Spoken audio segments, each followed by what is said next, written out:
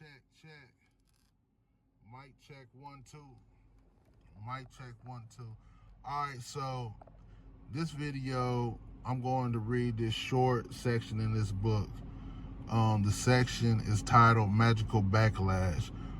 The author is commenting on the idea of magical backlash, on the idea of someone having to face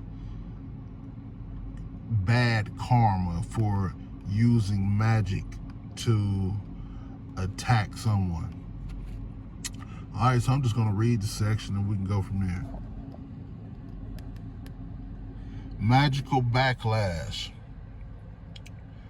Dogma tells us that judgment, karma, and backlash are inevitable when you work magic of any kind. And if you delve into darker magic, there will be retribution. Like all dogmas, this should be questioned. Do not accept the traditional fears of others as fact. Magickal attack is nothing short of divine retribution worked through your soul. You have been given the right to protect yourself, and you will find that as you discover greater success, thieves, liars, and cheats will be drawn to you. You can dispose of them without ever being punished. One can never provide sufficient reassurance to the fearful. If somebody fears to cross a perfectly safe rope bridge due to an irrational fear of heights, there is little that can be done in the short term to help a friend across that wobbling rope bridge. Faced with fear, you have the option to walk away or to cross the bridge anyway. The magic in this book is presented in a way that gives you the authority to work the magic so that the spirits will be humble before you. There is nothing to fear, but I will not repeat this endlessly. If you quiver at the thought of interfering with the will of another or summoning the demonic forces, there is nothing I can do but offer up the process. You can take the first step and discover your courage if you wish. I cannot give you courage. My purpose is to provide the most powerful protection built into the magic. That I have done. You may still have ingrained beliefs about judgment, karma, and backlash. The average occultist will typically buy into the Wiccan belief of threefold return. Curse somebody and you will receive 3 times the trouble that was sent out. A quaint concept based on superstition. If this were the case, would dark magic be so popular and effective?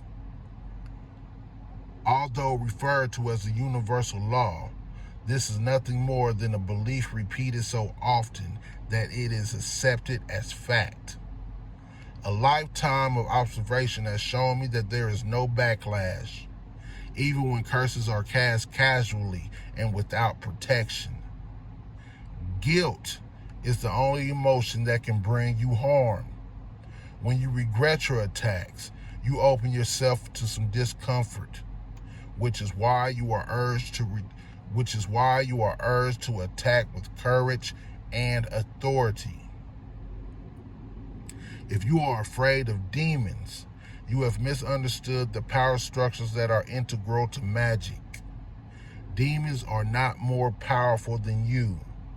They are capable of performing supernatural acts, which is why you employ them. They are not capable of harming you when they are suitably constrained. The workings in this book constrain the demons, and that is all that need be said on the subject. You may burn in hell, and I cannot make any guarantees on that subject. I have communed with many spirits, glorious and infernal, and I remain confident that it is our right to imprint our will on reality. That is what magic is for. There are 2 notable exceptions. For the sake of simplicity, Do not direct your curses at any pregnant women or children, or the side effects can be unpleasant.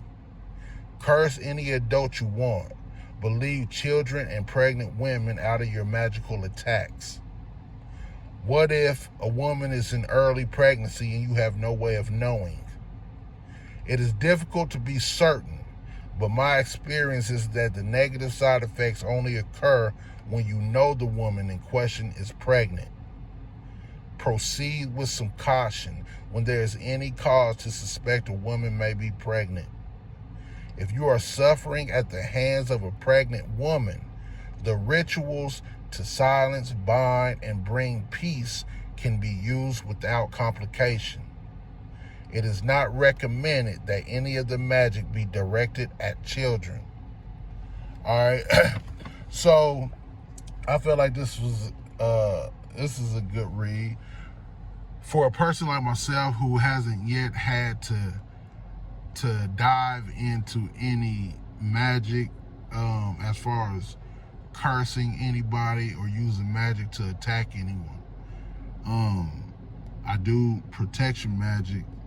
I still do protection rituals. But fortunately, my life situation, I haven't had to tap into any magic to aim at anybody to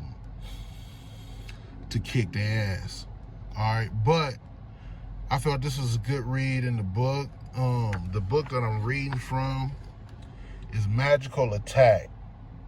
Silence, Bind, and Crush Your Enemies with the Art of Occult Warfare by Gordon Winterfield. The author says the book is full of magic rituals which employ both angels and demons. So we're gonna leave it at that.